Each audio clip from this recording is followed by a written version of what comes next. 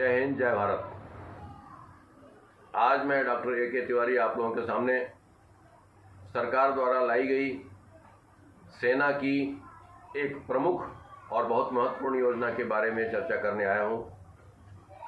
अग्निपथ नाम की एक केंद्र सरकार की योजना आई है, जिसमें भारत के युवाओं को अग्निवीर के रूप में नौकरी देने का प्रस्ताव आया है। यह एक स्वैच्छिक है, व्यवस्था स्वैच्छिक है, बाध्यकारी नहीं है। जो लोग स्वेच्छा से इस सेवा को ऑप्ट करना चाहते हैं ऑप्ट कर सकते हैं, और जो इस सेवा को नहीं ऑप्ट करना चाहते, जो इस सेवा का लाभ नहीं उठाना चाहते, उनको उठाने के लिए सरकार की तरफ से कोई बाध्यता नहीं। फिलहाल जैसा विश्वस्त सूत्रों से, टीवी चैनल से या अन्य माध्यमों से पता चल रहा है कि इसमें प्रत्येक अग्निवीर को 4 वर्ष के लिए भर्ती किया जाएगा। 4 वर्ष में आप नौकरी के लिए जाते हैं तो उसमें आपको लाभ क्या मिलते हैं, और हमेशा के लिए आप एक लंबे समय की नौकरी के लिए जाते हैं तो उसमें आपको लाभ क्या मिलते हैं। 2 अंतर थोड़ा सा समझाने के लिए मैं आप लोगों के सामने आ रहा हूं। देखिए, पहले वर्ष एक तो इंटरमीडिएट की पढ़ाई मात्र से आपको 30,000 का वेतन मिल रहा है। 30,000। इंटरमीडिएट, आज का इंटरमीडिएट पढ़ा हुआ कितना जानता है, कितना ज्ञान रखता है, ये खुद को तौल सकता है। मैं किसी को हतोत्साहित नहीं कर रहा हूं, टिप्पणी नहीं कर रहा हूं, परंतु ये 90% छात्रों के साथ सत्य है कि इंटरमीडिएट का 90% छात्र कुछ नहीं जानता है, कुछ भी नहीं जानता है। यानी उसके लिए 5वीं की परीक्षा ले ली जाए तो फेल हो जाएगा। ये डॉक्टर ए.के. तिवारी का अपना मूल्यांकन है, और मैं दुनिया में मूल्यांकन ही करता रहता हूं, रोज सामाजिक कार्यों में ही रहता हूं। 30,000 सरकार वेतन दे रही है, जिसमें 9,000 कटौती कर रही है और 9,000 और मिला रही है। या यूं समझे, अगर कटौती ना हो तो 30,000 वो और 9,000 और 39,000 आपको पहले महीने में वेतन मिल रहा है। एक इंटरमीडिएट आदमी को इतना वेतन कहां मिल जाएगा, एक बात। दूसरे वर्ष की बात की जाए तो 33 और 10 43,000, यानी 43,000 दूसरे साल में 12 महीने खत्म होते ही 43,000 मिलने शुरू हो जाते हैं। इसी प्रकार से तीसरे महीने 36 और 11 47,000, और फिर चौथे साल 40 + 12 52,000 रुपये तनख्वाह हो जाती है।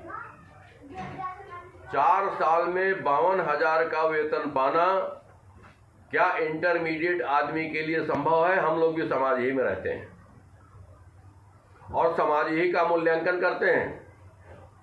सरकारी नौकरियों से लेकर के प्राइवेट नौकरियों तक, पुलिस की नौकरी हो या किसी भी सरकारी विभाग की नौकरी हो, अगर आप आईएएस, पीसीएस और किसी उच्च बहुत बड़ी प्रशासनिक सेवा में चले जाते हैं तो अलग बात है। ये तो रहा, अर्थात वेतन भरपूर और भरपूर से ज्यादा मिल रहा है, आवश्यकता से अधिक मिल रहा है, सारी सुविधाएं। फिर ये सारा पैसा आपका बचना है। एक भी रुपया आप लोगों का, जहां तक मुझे पता है कि सेना में जो लोग रहते हैं उन लोगों का खाने पीने, रहने सहने में खर्च नहीं होता। ये टोटल पैसा बचता है। 21-22 वर्ष की अवस्था में जो आदमी 4 वर्ष की सेवा दे के आता है और उसके पास एक मुश्त इतना पैसा होता है, यानी ये पैसा लगभग 22 लाख रुपया होता है। भारत के कितने लोगों के पास 22 से 25 वर्ष की अवस्था में 22 लाख रुपया हो जाता है जी? जरा आप अपने माता पिता का कैलकुलेशन कर लीजिए। 90% लोग मरते समय तक 22 लाख रुपया नहीं देख पाते हैं। संग्रह हाथ में in hand. 20 lakh rupees are very rare people who are having in their hand, और ये गवर्नमेंट की तरफ से बहुत बड़ा तोहफा है। दूसरी बात, मेरा तो अपना विचार रहा है कि नौकरियों को होना ही शॉर्ट समय के लिए चाहिए, ताकि देश के हर व्यक्ति को मौका मिले। 10 वर्ष नौकरी कराई जाए, छोड़ दिया जाए, फिर दूसरे लोग रहे, फिर 10 वर्ष नौकरी कराई जाए, हटा दिया जाए। हर विभाग में चुस्ती से लोग काम करें और उनके वर्क का परफॉर्मेंस हर वर्ष चेक होना चाहिए। अगर उनकी गुणवत्ता गिर गई है तो उनको 6 महीने का नोटिस दे करके उनको नौकरी से निकाल दिया जाए।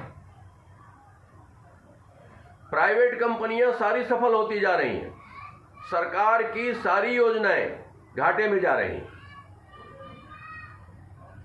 एक भारी चिंता का विषय है मिलिट्री, आर्मी, नेवी, एयरफोर्स को मिलाकर के शब्द प्रयोग किया जाता है। इसके पूरे बजट का 60% मित्रों सिर्फ वेतन और पेंशन में जा रहा है। ये चिंता का विषय नहीं है। जहां दुनिया के सामने इतनी बड़ी चुनौतियां हैं, खासतौर से भारतवर्ष के सामने अपनी सुरक्षा को लेकर के, वहां अगर इस प्रकार के जयचंद जो जगह जगह आंदोलन कर रहे हैं, मैं इन लोगों को जयचंद की उपाधि देना चाहूंगा। ये गद्दार हैं, ये देश को कमजोर करना चाहते हैं। और एक पृथ्वीराज के हट जाने के बाद भारत में मुगलों का शासन स्थापित हो गया था। आप लोगों को पता होगा, इतिहास को पढ़िए और याद करिए। एक परिवार के लोग अगर अपने परिवार के मुखिया को सहयोग न करें, उसकी योजना के अनुसार न चले और हर आदमी अलग अलग मांग कर ले, तो उसके पास 10-20 बीघे जमीन होगी, उनकी मांगों को पूरा करने में बिक जाएगी और उसके बाद उनकी मांगें भी पूरी नहीं होंगी और वो लोग भूखे मरते हुए मिल जाएंगे। ये मेरा अपना अनुभव है। नौजवान के पास ठोस योजना नहीं है जीने की। दूसरी बात, कल कारखानों में जो वेतन की मांग करते हैं फालतू, मेरा यह कहना है, आज 20-30 वर्षों से लगातार कहते आए हो, अगर मालिक अपनी पूरी कंपनी उन वर्करों के नाम कर दे, मैं जमीन, बिल्डिंग, सारे जितने मटेरियल, रॉ, बैंक अकाउंट समेत, तो मजदूर उसको खा जाएंगे 1 साल के अंदर और फिर भूखे मरते हुए उस गेट पे मिल जाएंगे। मेरा यह मानना है कि मजदूर कुछ नहीं करता है, सिर्फ दिमागदार लोग ही इस धरती को चलाते हैं। जैसे बैल सिर्फ हल खींचता है, बैल खेत नहीं जोतता है। ट्रैक्टर सिर्फ खींचता है, खेत को जोत नहीं सकता। ट्रैक्टर चल सकता है, वो भी जब तक उसको चलाने वाला ना हो तो उसकी शक्ति भी किसी काम नहीं आएगी, ना वो बोझा ढो सकता है, ना किसी काम को कर सकता है। इसी प्रकार से जिस मनुष्य के पास एक स्टैंडर्ड क्वांटिटी में जब तक बुद्धि का विकास नहीं हुआ है, चिंतन क्षमता विकसित नहीं हुई है, जितना परिवार के प्रति वो प्रेम रखता है, उतना ही अगर वो प्रेम राष्ट्र के प्रति नहीं रखता है, तो मैं समझता हूं कि उसका ज्ञान अल्प और अल्प से भी अल्प है। अगर परिवार के सारे लोग सिर्फ अपेक्षा करें कि मालिक का दायित्व है कि सबकी आवश्यकताओं की पूर्ति करे, सबको हर प्रकार की उत्तम से उत्तम व्यवस्था दे, तो मैं समझता हूं कि परिवार के बाकी लोगों के जीने और जन्म लेने का अर्थ ही क्या रहा। वे अपने कर्तव्य को कब समझेंगे? एक देश ने, एक माता पिता ने आपको पाल पोस करके 22, 25, 23, 21, 12, 18 वर्ष का कर दिया। आपका दायित्व है कि कम से कम उम्र में आप अपने पिता के कंधों का बोझ उठा करके अपने कंधों पर कम से कम ले लें, न पूरा तो आधा सही। इसी प्रकार से जिस भारत भूमि के हम कर्जदार हैं, 12 करोड़ का जल एक व्यक्ति सेवन करता है इस पृथ्वी माता की कृपा से, और 16 करोड़ की प्राणवायु ऑक्सीजन का प्रयोग करता है एक व्यक्ति। 16, 12, 28 करोड़ तो ये धरती माता हमको देती ही देती है। आप जरा सोचें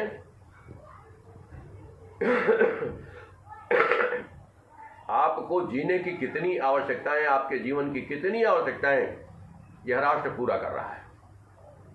जिस पंखे को आप खरीद करके सोचते हैं कि मेरा पंखा है, ये पंखा हवा दे रहा है, आपको बिजली कौन दे रहा है? और आप सोचें कि मैं बिजली का पैसा दे रहा हूं तो क्या आप पावर हाउस लगा सकते हैं? पावर हाउस सरकार लगा के देती है श्रीमान जी, याद रखिए। गवर्नमेंट इज ए सिस्टम, और जब सिस्टम नहीं रहेगा तो पृथ्वी से मनुष्य खत्म हो जाएगा। एक व्यवस्था दी गई है। फिर आपको लगता है कि बिजली सरकार पैसा ले लेती है। अरे पावर हाउस लगा लोगे तुम? कितने लोग हिंदुस्तान के लोग हैं जो पावर हाउस लगा लेंगे और पंखे की हवा खा लेंगे? अगर कूलर बन करके कूलर बनाने वाली कंपनी ना दे तो कितने कूलर का तुम हवा खा सकते हो? और मैं तो पंखे की ही बात करता हूं, आज भी वही देसी पंखा हिलाते रह जाओगे श्रीमान जी।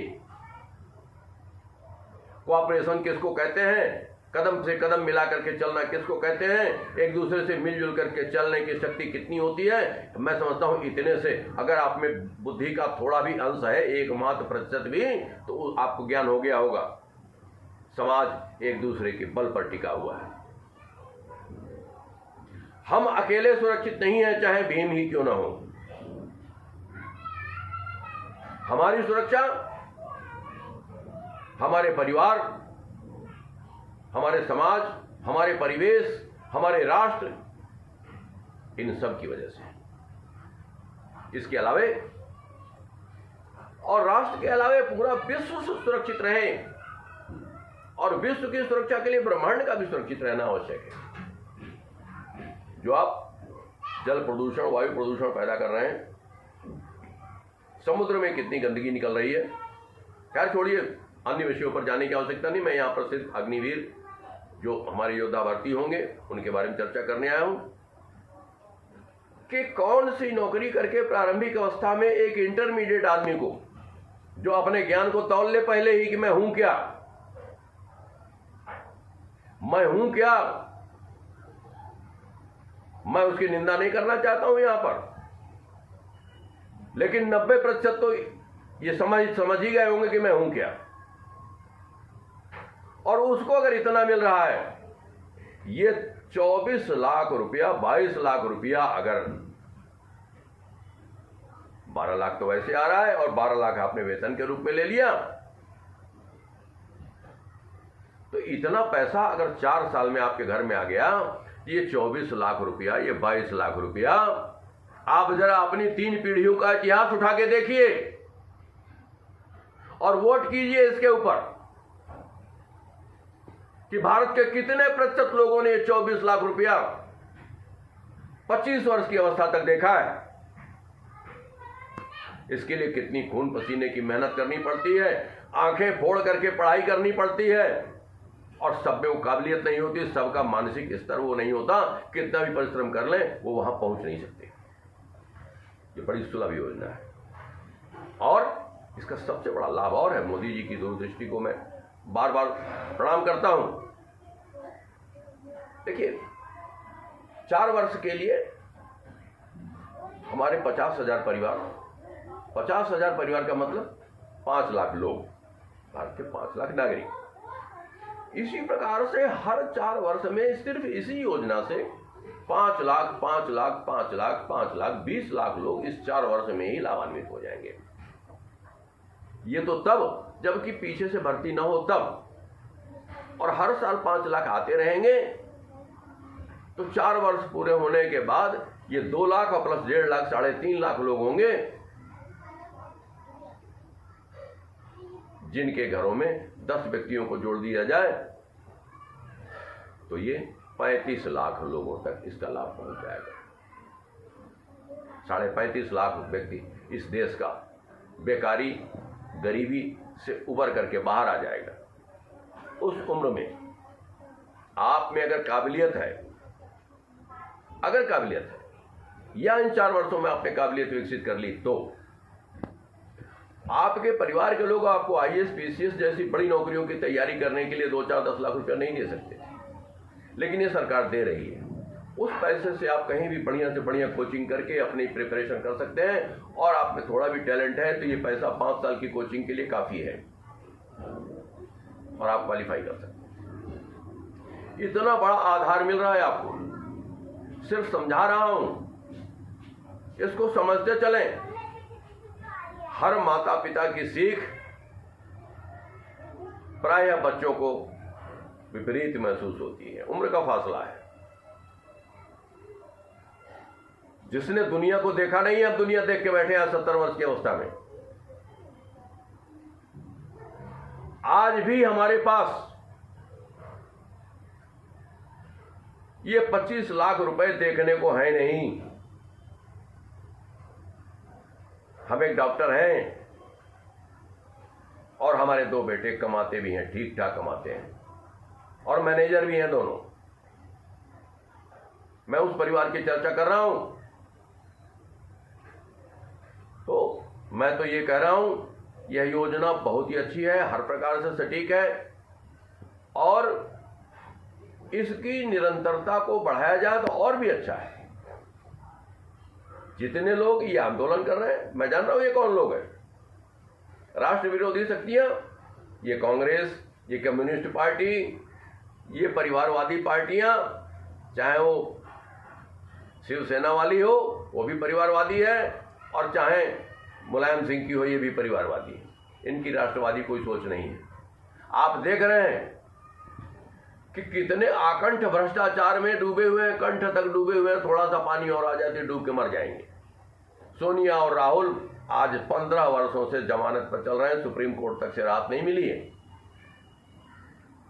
और इनको ये महसूस होता है कि हम बहुत बड़े आदमी। अरे कानून से बड़े हो तुम,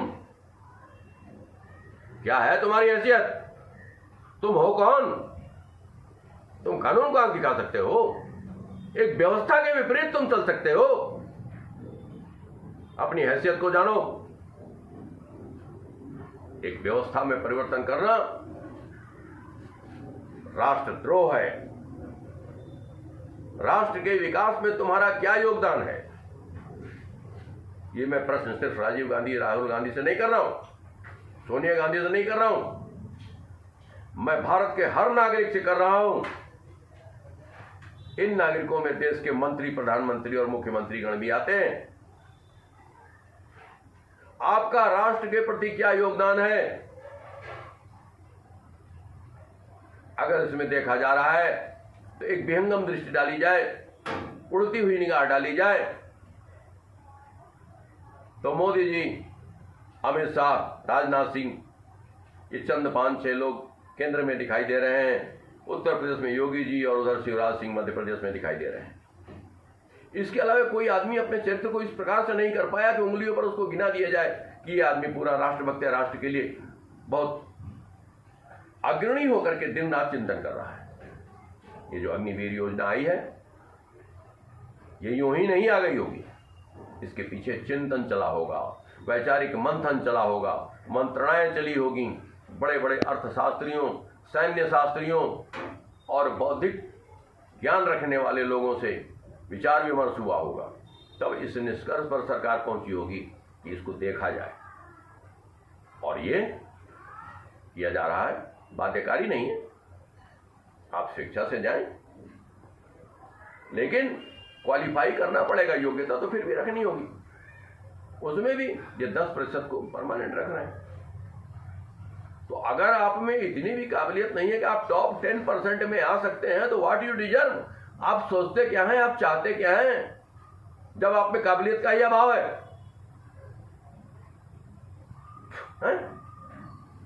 फ्री की अपेक्षाएं करते हैं?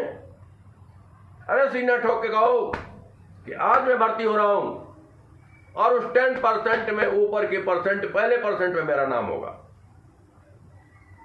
आज अगर उम्र की बाध्यता समाप्त कर दी जाए तो मैं इस अग्निवीर के रूप में इस अग्निपथ योजना का सदस्य बनने के लिए तैयार हूं, और मैं ये साबित कर दूंगा कि उन 10% लोगों में मेरा नाम, डॉक्टर ए.के. तिवारी का नाम अवश्य अवश्य और अवश्य ही रहेगा। यह जज्बा आप में क्यों नहीं? आप गीदड़ों के तरीके से दूसरे के किए हुए शिकार को क्यों नोच के खाना चाहते हैं? गीदड़ की तरीके से जिंदगी क्यों जी रहे हैं? मर्दों और बहादुरों के जीवन को क्यों नहीं आचरण करते? अरे कुछ करके दिखाओ। फिर शिवाजी महाराणा प्रताप, इन लोगों ने देश के लिए सब कुछ न्यौछावर किया, भोगा नहीं। ये भोगने के लिए पैदा नहीं हुए। तुम लोग भोगी हो क्या? क्या तुम सिर्फ इसलिए आए हो कि देश को चूसोगे, देश के ऊपर बोझ रहोगे? और तुम ये जानो कि तुम अपने माता पिता पर भी बोझ हो, बोझ हो, बोझ हो। सुनो इस कटु सत्य को। ये वही लोग आंदोलन कर रहे हैं जिनकी कोई सोच नहीं है, जो अपने परिवार के विरोधी हैं, जो अपने स्वयं के जीवन के भी प्रति सचेत नहीं है। बस अब मैं ज्यादा नहीं बोलना चाहता हूं, बात को यहीं पर अपनी वाणी को विराम देता हूं। समझ लीजिएगा, थोड़ा कहना ज्यादा समझना। दोस्तों, जय हिंद, जय भारत। और इस पर आप अपनी टिप्पणी जो भी देना चाहें दे दीजिए। लाइक करना चाहें, डिसलाइक करना चाहें, जो करना चाहें करिए। लेकिन जिन मेरे मित्रों को मेरी ये बात समझ में आती हो, उनसे करवत प्रार्थना है कि इसको अधिक से अधिक मित्रों तक शेयर करिए, पहुंचाइए। दोस्तों, जय हिंद, जय भारत, भारत माता की जय।